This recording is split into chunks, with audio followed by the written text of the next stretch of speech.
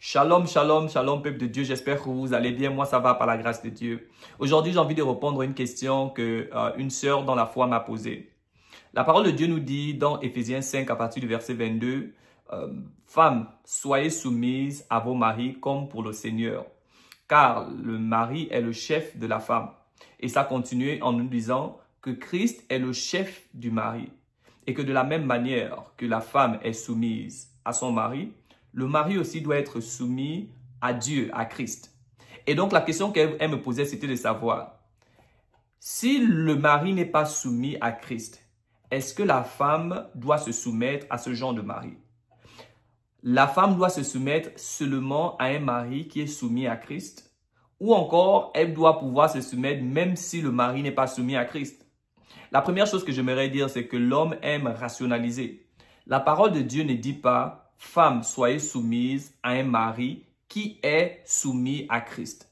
La parole de Dieu donne des responsabilités. Il dit « Femme, voici ta responsabilité, c'est d'être soumise à ton mari comme pour le Seigneur. Marie, voici ta responsabilité. Sache que bien que tu sois le chef de ta femme, tu as aussi un chef dans les cieux et donc tu dois être soumis à Christ. » Et donc en réalité, la situation de l'un et de l'autre ne sont pas en réalité dépendants de l'un et l'autre. Non, ils sont totalement indépendants. Ce que ton mari fait en réalité ne doit pas affecter ce que toi tu fais. Pourquoi? La parole de Dieu nous dit dans Colossiens 3, 23 jusqu'à 24, « Tout ce que vous faites, faites-le de bon cœur, comme pour le Seigneur et non pour les hommes. » Ta soumission au fait à ton mari ne dépend pas de ce qu'il fait, mais c'est premièrement parce que tu obéis à la parole de Dieu. C'est pourquoi il est bien de mieux se marier parce que quand tu es un mari, par exemple, qui comprend ces principes, non seulement qui comprend, mais qui les applique, c'est plus facile de se soumettre. Mais en réalité, ta soumission ne dépend pas de ce que ton mari fait. Alléluia. Parce qu'en réalité, tu ne vas pas dire « parce que mon mari a fait le mal, moi aussi je vais faire le mal ». Non. Ta soumission dépend de Dieu. C'est pourquoi la parole de Dieu nous dit dans Genèse 39, quand la femme de Potiphar est venue pour tenter Joseph, Joseph lui a répondu en disant, ton mari est mon supérieur et donc je respecte ça. Mais bien qu'il ne soit pas là, au-dessus de ton mari, j'ai un grand chef qui s'appelle Dieu. Et Dieu est présent partout. Et donc parce que Dieu est présent partout, je ne veux pas faire ce que toi tu me demandes de faire. Et j'ai souvent à dire aux gens, une femme qui obéit à son mari, quand celui-ci fait des choses parfaites ou bien parce qu'elle a peur, un jour, elle va faire ce qui est mal quand il ne sera pas là. Parce qu'en réalité, la peur dépend des conditions. Je prends un exemple. Si tu prends un homme, tu le mets dans un endroit où il y a le noir, il est minuit, il est 24 heures, ce dernier peut avoir peur. Mais tu prends ce même homme, tu le déposes quand il est 9 heures, midi, il n'aura pas peur. Pourquoi? Parce que la condition a changé. Donc, si tu obéis à ton homme à cause des conditions, ta foi n'est pas parfaite. Mais si tu obéis à ton homme par amour pour Dieu, ce sera parfait. Et c'est pourquoi, bien que tu sois en voyage, peu importe là où tu vas te trouver, tu seras toujours soumise et tu seras toujours fidèle à ton homme parce que l'amour demeure. La parole de Dieu nous dit dans 1 Corinthiens 13 au verset 8 que l'amour n'échoue jamais. Et donc en réalité, tu dois être soumise à ton mari, peu importe ce que lui fait, parce que tu as une responsabilité devant Dieu, non pas d'abord pour lui.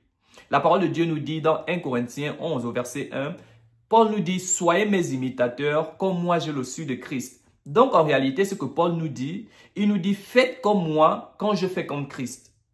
Par ricochet, le jour que je ne fais pas comme Christ, ne faites pas comme moi.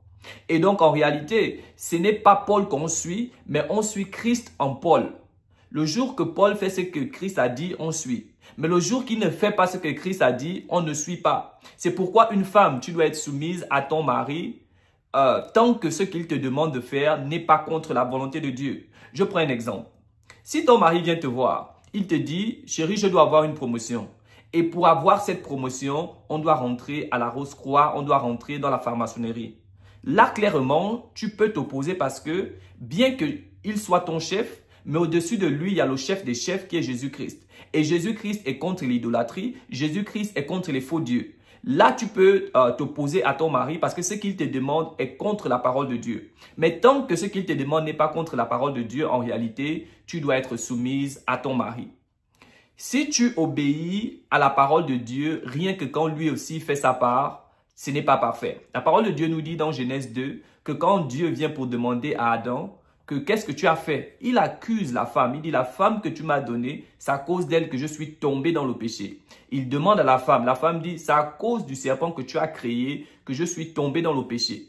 Et donc toi tu vas répondre à Dieu que si je suis tombé dans le péché, c'est parce que le mari que tu m'as donné, il est tombé dans le péché. Non, tu dois rester dans la sainteté bien que ton mari fait ce qu'il fait. Je prends un exemple. Et ici, une fois de plus, je n'encourage pas les maris, n'est-ce pas, à tomber dans l'impudicité. Moi, je suis contre l'impudicité. La parole de Dieu nous dit que les impudiques n'hériteront pas le royaume des cieux. Mais j'ai envie juste de répondre à la question que la sœur m'a posée. Prenons un exemple. Un mari tombe dans l'impudicité et la femme décide de se venger en tombant aussi dans l'impudicité. Sauf que lui, il est tombé par faiblesse, voilà. Mais toi, tu pars tomber consciemment. Ça veut dire que tu prémédites ton péché. Et quand tu vas tomber, quelque chose comme une grossesse arrive, tu prends une maladie, en tout cas quelque chose de très très grave en mal arrive. Tu vois ce que ça peut causer? C'est pourquoi en réalité, on n'obéit pas à la parole de Dieu à cause de l'autre. On obéit à la parole de Dieu par amour pour Christ.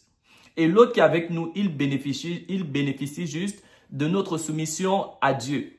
Et c'est la même chose, parce qu'aujourd'hui, je vais juste m'apaisantir sur le côté des femmes. C'est la même chose au côté de l'homme. L'homme, tu dois respecter ta femme, premièrement, pas parce que elle est au-dessus de toi, mais à cause de la parole de Dieu. On a même des non-chrétiens qui respectent leurs femmes parce qu'ils ont eu des bons principes qu'on les a éduqués. À combien plus forte raison des hommes chrétiens?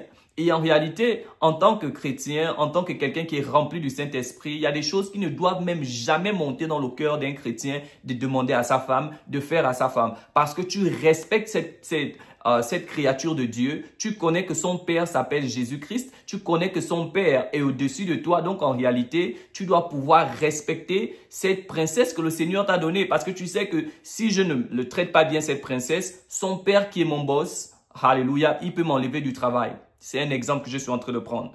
Donc, femmes, soyez soumises à votre mari, peu importe ce qu'il fait. La parole de Dieu ne nous dit pas que tu dois être soumise quand il fait ce qui est bien. La parole de Dieu ne nous dit pas que tu dois être soumise à un mari qui est même chrétien. C'est pourquoi il est important de bien se marier. Donc, c'est quelque chose comme ça que je voulais partager avec vous. Elle m'a posé cette question et je me suis senti poussé par le Saint-Esprit de venir partager cela avec vous parce que je sais qu'il y a plusieurs personnes qui se posent les mêmes questions.